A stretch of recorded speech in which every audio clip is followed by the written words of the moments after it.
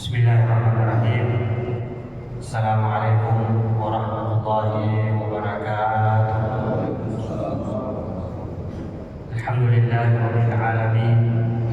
Nahmaduhu wa nasta'inuhu wa nastahdihi wa natubu ilaihi wa na'udzu billahi min shururi anfusina wa sayyiati a'malina.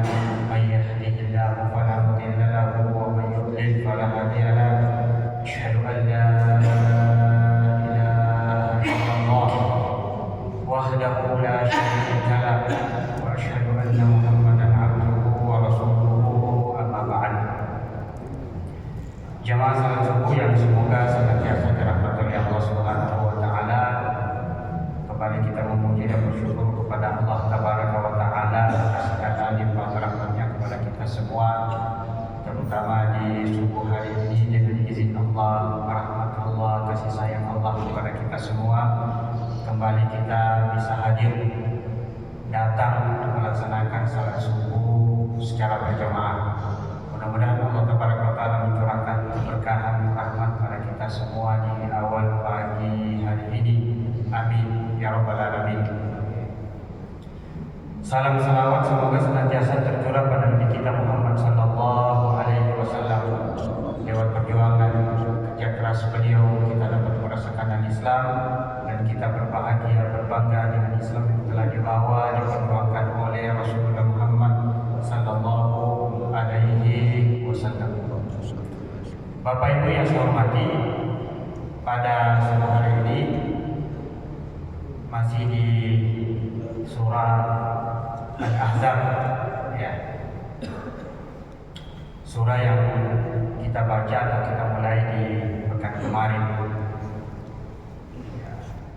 Kita sudah sebutkan jemaah syukur rahimakumullah bahwa surah Al-Ahzab ya, banyak tema-tema yang ada di dalamnya, dan termasuk surah-surah Madaniyah yang bercerita banyak tentang hukum, termasuk peperangan perang Ahzab yang kita baca pekan kemarin. Untuk subuh hari ini jemaah berbahagia secara singkat ya, kebetulan semalam juga saya baca ya, diingatkan panitia hari ini besok adalah hari Kamis dan jadwal saya di sini. Baru ingat juga, oh ternyata besok jadwal saya di depan.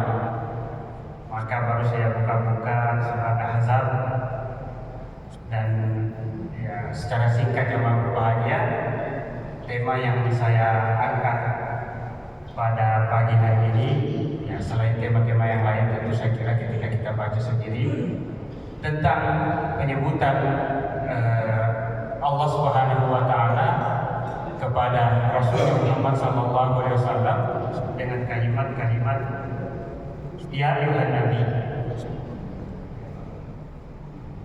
Kalau kita lihat di surah ini jemaah berbahagia, dalam surah ini afwan 14 kali disebutkan kata nabi. Ya ayuhan nabi ittaqillaha wa la tuti'il kafirin. Ya ayuhan nabi inna arsalnaka syahidan wa mubasysyiran, dan seterusnya. Ya ayuhan nabi qul li azwajika wa banatika yudnina 'alaihinna min jalabibihin. Sekitar 14 kali kata Nabi disebutkan. Sesuai dengan apa yang saya baca secara singkat semalam yang berbahagia, dan saya berharap nanti kita semua bapak-bapak, ibu-ibu bisa buktikan, bisa baca sendiri. Kalau saya salah berarti ada yang lewat, ada yang ya, bukan berarti saya menentukan seperti itu, tidak lebih tidak kurang. Tapi apa yang saya telaah secara singkat semalam, saya dapatkan kata Nabi itu 14 kali. Dan sama juga kata Rasulullah, ketika Rasulullah menyebutkan kata Rasul, dan yang dimaksud Rasul situ adalah Muhammad sallallahu alaihi wasallam, juga 14 kali. Coba nanti dibaca Pak. Ya, ini kan kita sama-sama mengkaji. Kalau kurang, berarti saya salah. Ya, saya hilaf. Ada yang lewat, ada yang lewat. Tapi paling tidak jamaah berbahagia, ya, Allah Subhanahu wa taala ya mengulangi kata itu dalam surah ini sampai 14 kali. Kata Nabi dan kata Rasul, Rasulahu. Ya. Yang dimaksud Rasulahu di situ adalah Muhammad SAW. Dan yang dimaksud An-Nabi di dalam surah ini itu adalah Muhammad SAW. Kecuali karena ada kata An-Nabiyyi, ya, itu para nabi. Ketika Allah mengatakan maka Muhammadun aba ahadim dari rijalikum walakin Rasulullah wa khataman nabiyyin, bahwa Muhammad itu bukan bapak salah seorang di antara kalian, tapi dia adalah salah seorang Rasulullah dan penutup para nabi. An-Nabiyyi yang dimaksud adalah para nabi secara keseluruhan. Tapi kata nabi yang disebutkan secara tunggal semuanya merujuk, ya, yang dimaksud adalah Muhammad sallallahu alaihi wasallam. Sama dengan kata Rasulullah atau Ar-Rasul, semuanya juga Rasulullah Muhammad sallallahu alaihi wasallam. Nah, ini sampai 14 kali Bapak Ibu yang saya hormati. Sementara kata Muhammad juga disebut ternyata dalam surah ini hanya 1 kali. Hanya 1 kali. Maka Muhammadun aba ahadim dari jadi. Tidaklah Muhammad itu salah seorang bapak dari salah seorang di antara kalian. Terkait kenapa apa sejarahnya sehingga disebutkan seperti itu. Ya. Jamaah salah satu yang semoga dirahmati oleh Allah Subhanahu wa Ta'ala. Para ulama, ya, mencari-cari alasan, ya, mencari-cari hikmah kenapa Allah Subhanahu wa Ta'ala, ya, menyebutkan, memanggil Rasulullah Muhammad SAW dengan sebutan-sebutan Nabi dan Rasul itu lebih banyak, ya, daripada menyebutkan nama Muhammad SAW secara langsung. Sekali lagi Pak, saya ingatkan diri saya dan kita semua, kalau kita nanti buka dalam Al-Quran kata Muhammad, ya, hanya 4 kali disebutkan. Salah satunya di surah ini. Muhammad, kata Muhammad, Allah menyebutkan Rasulullah nama Muhammad secara langsung tanpa ada kata Nabi ataupun Rasulullah Muhammad SAW. Di antaranya tadi, ya, surah ini maka Muhammadun aba ahadin min rijalikum. Dan ada juga di surah Muhammad, ya, Muhammadun Rasulullah. Muhammad adalah Rasulullah SAW. Dan itu pun kalau kita telah dalam ayat-ayat, ketika Allah Subhanahu wa Ta'ala menyebutkan kata Muhammad, ya, Muhammad secara langsung, itu juga ternyata Allah menyebutkan fungsi Rasulullah Muhammad SAW. Tidak begitu saja menyebutkan kata Muhammad, berbeda dengan para nabi-nabi yang lain. Coba saja kita lihat, ya, penyebutan kata nabi yang lain. Ya. Allah menyebutkan, ya, nama atau memanggil, ya, nama nabi yang lain secara langsung. Ya Adam uskun anta wa zawjukal jannah. Wahai Adam, tinggallah Anda di surga. Ya Ibrahim, wahai Ibrahim. Ya Nuh, wahai Nuh. Ya Isa bin Maryam, wahai Isa. Ya Musa, wahai Musa. Ya Harun, wahai Harun. Ya. Allah menyebutkan nama-nama para nabi secara langsung. Tapi begitu Allah menyebutkan Rasulullah, tidak ada kata ya Muhammad. Ya. Tidak ada kata ya Muhammad secara langsung dalam Al-Quran. Tapi Allah menyebutkan kata Muhammad 4 tempat dalam surah dalam Al-Quran. Ya, menyebutkan kata Muhammad, tidak menyebutkan secara langsung wahai Muhammad, ya Muhammad. Kalaupun ada kata Muhammad, tetap Allah menyebutkan fungsi Rasulullah SAW sebagai pembawa risalah. Muhammadun Rasulullah. Muhammad itu adalah Rasulnya Allah, pembawa risalah. Maka Muhammadun aba ahadin min rijalikum walakin Rasulullah.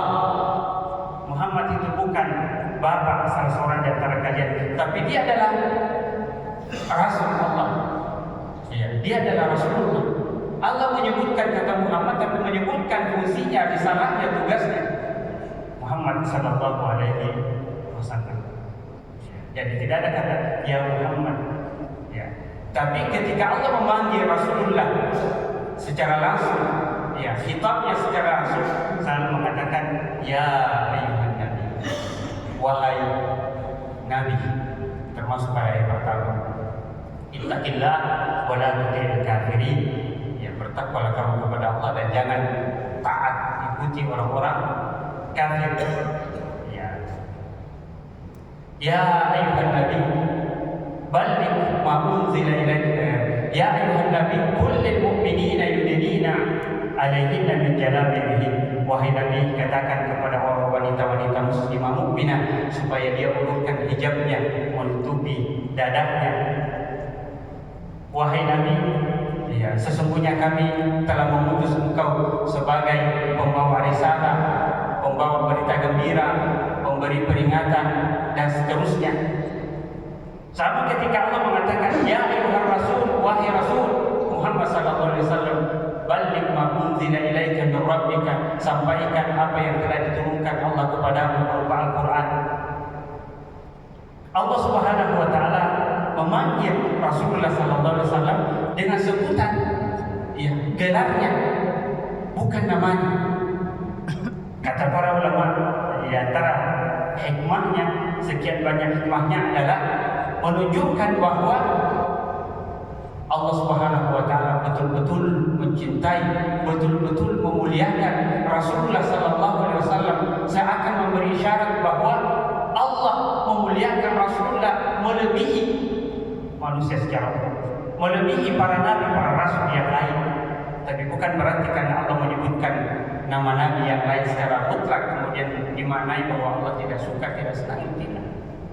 Menggambarkan betapa besarnya cinta Allah, betapa besarnya, ya, rahmat Allah, betapa besarnya kasih sayang Allah kepada Rasulnya yang bernama Muhammad sallallahu alaihi wasallam. Kita dalam kehidupan kita, kalau kita panggil seseorang menyebutkan nama secara langsung, itu kurang, ya, bagaimana ya, penghargaannya lebih kecil, apalagi kalau orang itu punya jabatan, punya tempat di masyarakat, punya nama, ya. Dan ini nanti juga kita ambil sebagai pelajaran. Kita kalau mau ketemu dengan siapa, nggak berani disebut namanya orang, Pak Haji, minta maaf, ya, Bapak Presiden, tidak menyebut nama secara langsung, menyebut nama tapi nama gelarnya,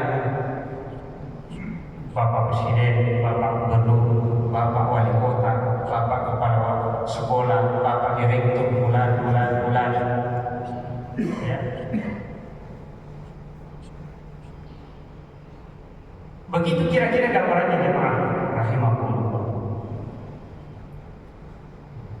Betapa agungnya, ya, Rasulullah Muhammad SAW, sehingga Allah mengatakan wahai Nabi, wahai Nabi, wahai Nabi, wahai Rasulullah, wahai Rasul, wahai Rasul.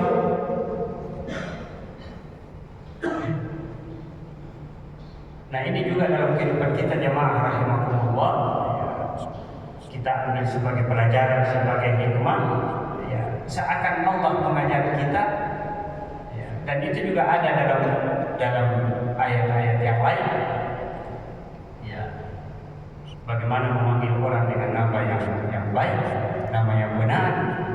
Dalam surah Al-Hujurat Allah mengingatkan kita, wala tanabazu bil alqab, jangan kalian saling memanggil dengan nama-nama, gelaran-gelaran yang tidak baik, yang tidak benar. Si pincangkah, si butakah, si busukah, si inikah, si inikah. Jangan memberikan gelaran-gelaran, memanggil gelaran-gelaran yang tidak baik, yang tidak benar, yang merusak hubungan antara satu dengan yang lain. Ya. Itu mungkin orang itu memiliki kekurangan, cacat, mungkin iya, tapi jangan menyebut itu. Tapi kadang kita jemaah rahimahumullah, ya, orang punya gelar, orang punya nama yang baik, orang sudah dikenal dalam rumah tangganya, dalam keluarga namanya dengan sebutan misalnya Pak Haji, Pak ini, tapi kita membaginya dengan nama-nama yang tidak benar, yang tidak sopan, yang menjatuhkan harga dirinya, yang menjatuhkan namanya dan seterusnya. Maka kalau kita lihat di surah ini, ya Allah Subhanahu wa taala betul-betul mengangkat, memuji Nabi-Nya Muhammad SAW dengan panggilan-panggilan yang begitu indah, yang begitu mulia, seakan Allah memberikan penghargaan, penghormatan kepada Rasulnya Muhammad SAW, sehingga Allah memanggil dengan sebutan-sebutan panggilan yang hebat, panggilan fungsinya, gelarnya, wahai Nabi. Nabi itu Pak, kalau kita lihat asal katanya, kata dasarnya Nabi itu dari kata naba'a yanba'u. Naba'a itu artinya mengabarkan, memberi kabar. Surah An-Naba, surah An-Naba itu adalah berita. Berita apa? Tentang berita hari kemudian, kedahsyatan hari kemudian. Dari situ muncul kata Nabiyun. Nabiyun itu artinya pembawa berita, pembawa kabar. Kabar apa? Kabar kebaikan dari Allah Subhanahu wa taala. Itulah Rasulullah, fungsinya Nabiyun, pembawa berita, pembawa kabar, pembawa ajaran dari Allah Subhanahu wa taala.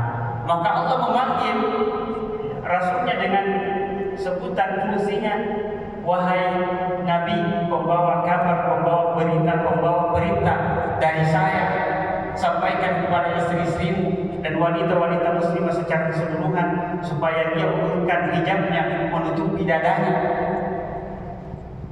Wahai pembawa berita dari saya, taatlah kamu kepada Allah dan jangan ikuti perintah keinginan orang-orang kafir dan seterusnya. Sama ketika Allah Subhanahu wa taala mengatakan, ya ayyuhar rasul balligh ma unzila ilaika min rabbik. Wahai Rasul. Rasul itu dari kata apa? Arsala yursilu, mengutus. Arsala yursilu, mengutus, memberi tugas. Lalu kemudian disebutlah Rasulun.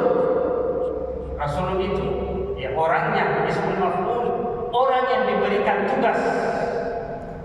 Itulah Rasul. Orang yang diberikan tugas untuk menyampaikan sebuah berita penting, kabar penting, berita penting, ajaran agama, menyampaikan Al-Quran. Itulah Rasul.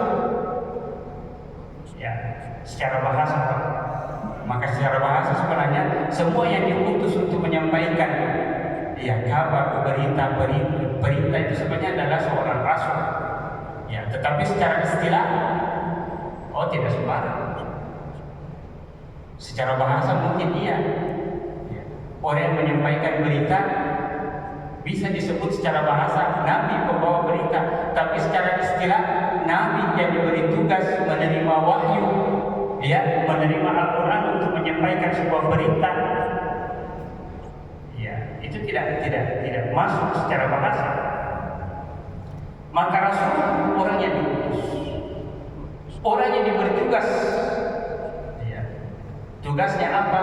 Membawa berita, membawa perintah, membawa agama, membawa Al-Quran untuk disampaikan kepada umatnya. Sehingga Rasul disebut, Muhammad SAW disebutkan seorang Rasul. Sampai diulang dalam surah ini 14 kali kata Rasul. Sampai diulang dalam surah ini 14 kali kata Nabi. Pembawa berita, pembawa perintah, pembawa agama, kabar dari Allah Subhanahu wa taala untuk disampaikan kepada manusia secara maka Bapak Ibu yang saya hormati, pelajaran yang kita ambil dari penamaan kata Nabi, kata Rasul, kata Muhammad sallallahu alaihi wasallam, bahwa Allah Subhanahu wa taala, dan itu disebutkan oleh ulama kita, bahwa Allah Subhanahu wa taala dalam surah ini ini seakan Allah mengangkat Rasulnya Sallallahu Alaihi Wasallam, ya, menggambarkan, menyampaikan kepada manusia, ya, betapa cintanya, betapa sayangnya, ya, Allah Subhanahu Wa Taala kepada Rasulullah Muhammad Sallallahu Alaihi Wasallam. Maka kita sebagai manusia, ya, Allah saja pencipta, penguasa alam raya yang menciptakan Muhammad Sallallahu Alaihi Wasallam, menghargai, menghormati, menyayangi, menyebutkan dengan sebutan nama yang terbaik kepada Rasulullah Sallallahu Alaihi Wasallam. Apatah lagi kita? Siapanya Rasulullah Muhammad Sallallahu Alaihi Wasallam? Bukan sahabatnya bertemu langsung dengan Rasulullah, tapi umat dari Rasulullah. Maka paling berhak, paling harus seharusnya kita lebih menghargai, menghormati, menyayangi Rasulullah Muhammad Sallallahu Alaihi Wasallam. Salah satu bentuknya adalah ketika menyebutkan nama Rasulullah, kalau menyebutkan nama Muhammad, paling tidak ikut salawat, ada tambahan salawat, ya, Muhammad Sallallahu Alaihi Wasallam, atau Muhammad Rasulullah, atau Muhammad Nabiullah. Bukan seperti memanggil nama teman, nama sahabat, nama anak, ya. Dan ada diingatkan pada ayat lain, surah Al-Hujurat, kalau saya tidak salah, atau surah yang lain, ya, la taj'alu du'aakum, ya, kadu'ai ba'dikum ba'd. Jangan kalian memanggil Rasul Muhammad dengan sebutan seperti kalian memanggil sahabat, memanggil teman. Misalnya Pak Asdar Muhammad, ya, jangan kau panggil Rasul, panggillah seperti itu. Ketika datang orang-orang Arab Badui mau bertanya kepada Rasulullah, dari luar pintu Rasulullah, dari jalan sudah berteriak, Muhammad keluar, saya mau ada sesuatu yang penting. Allah langsung tegur, Pak, jangan kau panggil Muhammad Sallallahu Alaihi Wasallam seperti kamu memanggil temanmu, sahabatmu, apalagi anak. Ya, ini kadang kita lupa bagaimana menghargai Rasulullah Muhammad Sallallahu Alaihi Wasallam. Allah saja memanggil dengan sebutan wahai Nabi, wahai Rasul. Maka mari kita menghargai Rasulullah Sallallahu Alaihi Wasallam. Pertama adalah menyebutkan namanya dengan gelarnya, dengan sebutannya, menyebutkan kalimat-kalimat thayyibah, pujian Muhammad Rasulullah, Muhammad Nabi Allah, Muhammad Sallallahu Alaihi Wasallam. Bahkan ada perintah, ya. Kata Rasulullah, orang pelik ketika mendengarkan nama disebut lalu kemudian dia tidak berselawat kepada kata Rasulullah Muhammad Sallallahu Alaihi Wasallam. Yang kedua, selain nama dihormati, dihargai, disebutkan dengan sebutan yang baik, cara untuk menghargai, menghormati, menyayangi Rasulullah adalah mengikuti perintah, mengikuti ajarannya, mengikuti risalahnya. Karena Muhammad bukan sembarang orang yang Allah utus, tapi Muhammad disebutkan sebagai manusia termulia, bukan sekedar manusia termulia, pemimpin para nabi, pemimpin para rasul, Khatamul Anbiya, Imamul Mursalin, Sayyidul Anbiya. Apatah lagi kita umat, ya, Rasulullah Muhammad Sallallahu Alaihi Wasallam. Itu saya kiranya Rasul rahimahullah. Sekali lagi saya ingatkan diri saya dan kita semua, ya, ketika diingatkan saya semalam, waktu saya subuh hari ini, baru saya buka kembali, Pak, buka, cari-cari, maka saya ketemukanlah kata Nabi itu 14 kali, kata Rasul itu 14 kali, kata Muhammad itu 1 kali. Sekali lagi saya ingatkan Bapak Ibu yang saya hormati, ya, coba kita telah kembali, kita boleh bersama. Kalau kurang, kalau lebih berarti saya salah hitung, saya salah lihat, ya. Paling tidak, ya, ini menggambarkan betapa cintanya, betapa sayangnya Allah kepada Rasulnya Muhammad Sallallahu Alaihi Wasallam. Dan kalau kita melihat hadis, riwayat dan seterusnya, ya, pada hari kemudian kelak, ketika tidak ada lagi orang yang mampu menolong kita, tidak ada lagi orang yang mampu memberi syafaat, orang berlari kepada Nabi Ibrahim mengatakan saya tidak bisa, cari yang lain. Orang berlari kepada Nuh, kepada Musa, kepada nabi-nabi yang lain, semuanya sudah tidak siap, tidak mampu lagi memberi syafaat, bantuan. Maka orang lari kepada Rasulullah Muhammad Sallallahu Alaihi Wasallam, ya, untuk mendapatkan syafaatnya Rasulullah Muhammad Sallallahu Alaihi Wasallam. Dan salah satu cara, ya, untuk mendapatkan syafaat Rasulullah adalah banyak berselawat kepada Rasulullah Muhammad sallallahu alaihi wasallam. Mudah-mudahan apa yang saya sampaikan Bapak Ibu yang saya hormati memberikan keberkahan pada kita semua. Mohon maaf atas segala kekurangan. Usikum wa nafsi bitaqwallah. Wassalamualaikum warahmatullahi wabarakatuh. Waalaikumsalam.